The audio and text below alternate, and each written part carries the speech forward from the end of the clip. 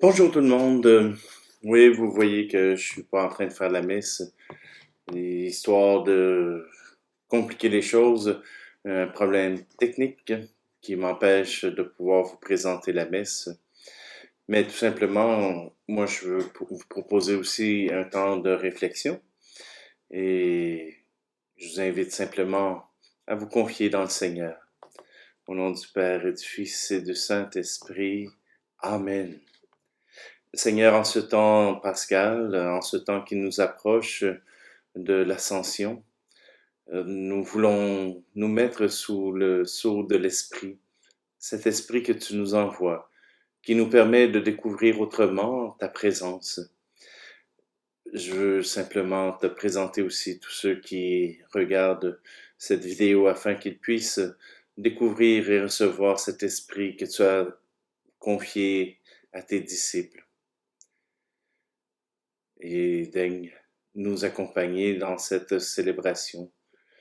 Toi qui es Fils, Père et Saint-Esprit, maintenant et pour les siècles des siècles. Amen. Lecture du livre des Actes des Apôtres, chapitre 16. Avec Paul de Troas,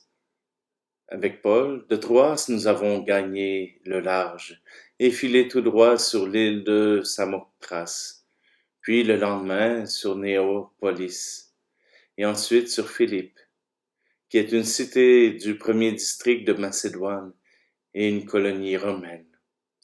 Nous avons passé un certain temps dans cette ville, et le jour du sabbat, nous en avons franchi la porte pour rejoindre le bord de la rivière, où nous pensions trouver un lieu de prière. Nous sommes assis, et nous avons parlé aux femmes qui s'étaient réunies. L'une d'elles, nommée Lydie, une négociante en étoffe de pourpre, originaire de la ville de Thyatire, et qui adorait le Dieu unique, écoutait. Le Seigneur lui ouvrit l'esprit pour la rendre attentive à ce que disait Paul. Quand elle fut baptisée, elle et tous les gens de sa maison, elle nous adressa cette invitation.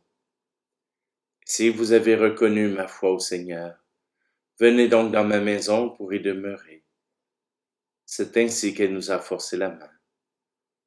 Parole du Seigneur. Esprit Saint, enflammez ton Église. Viens, Esprit Saint, envahir l'univers. Mets en nos cœurs ton ardeur et ta joie, et fais de nous les témoins de l'amour. Viens, Esprit Saint, enflammer ton Église. Viens, Esprit Saint, envahir l'univers.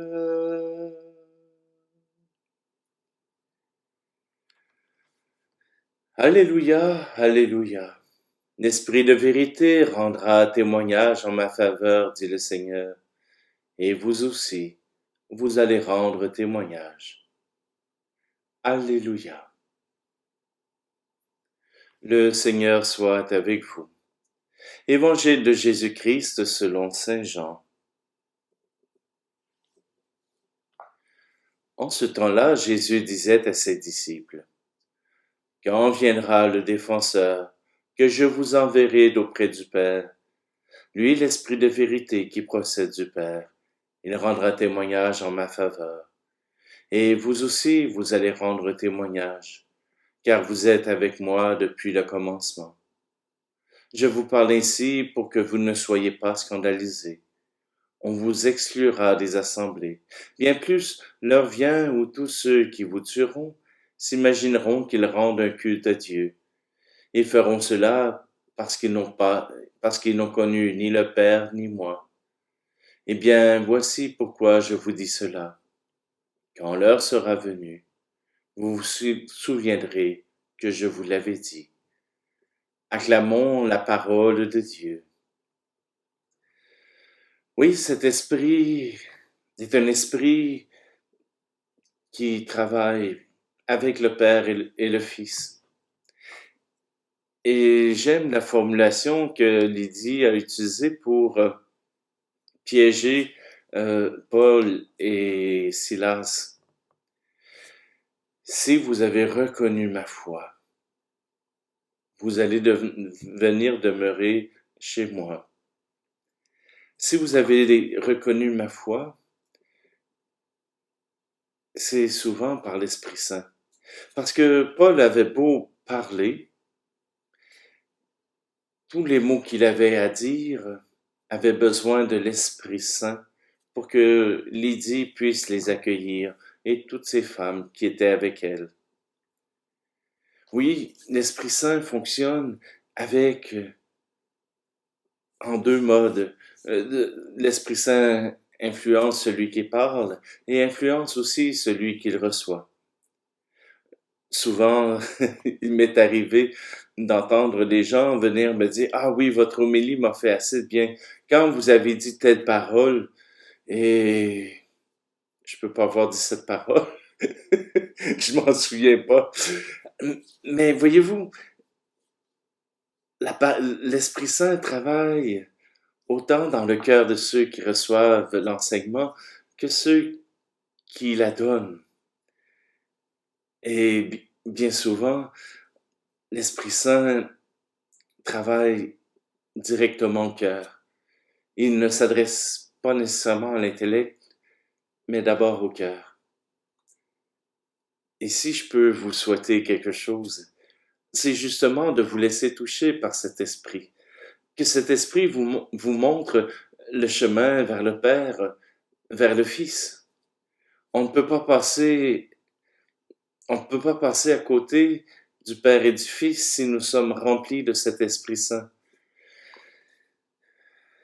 Jésus annonce déjà qu'il devra quitter et que même des gens persécuteront les nouveaux chrétiens, les nouveaux disciples.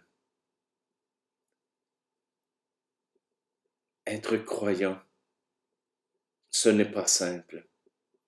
Être disciple du Christ, c'est s'embarquer dans des complications.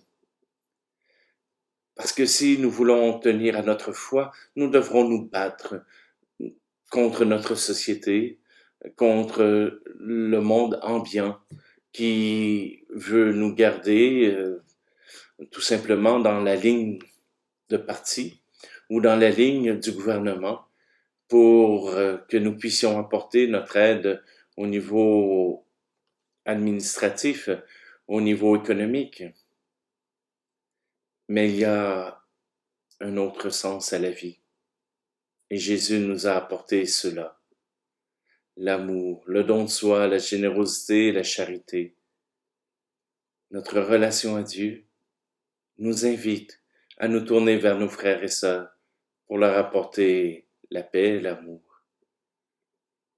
Aujourd'hui, demandons à cet Esprit Saint qu'il puisse nous aider à reconnaître Dieu dans nos frères et sœurs, à reconnaître sa présence et ainsi que nous puissions en vivre et être heureux, recevoir le bonheur, même si parfois cela passe par l'épreuve. Je demande au Seigneur de pouvoir vous bénir, de pouvoir vous accorder cet Esprit Saint, qu'il vous guide pour apprendre l'amour, pour apprendre à reconnaître Jésus, reconnaître les bontés du Père à travers toutes ses œuvres dans votre vie. Et je demande au Seigneur de vous accompagner, de vous bénir, lui qui est Père, Fils et Esprit Saint. Amen. Allez dans la paix du Christ.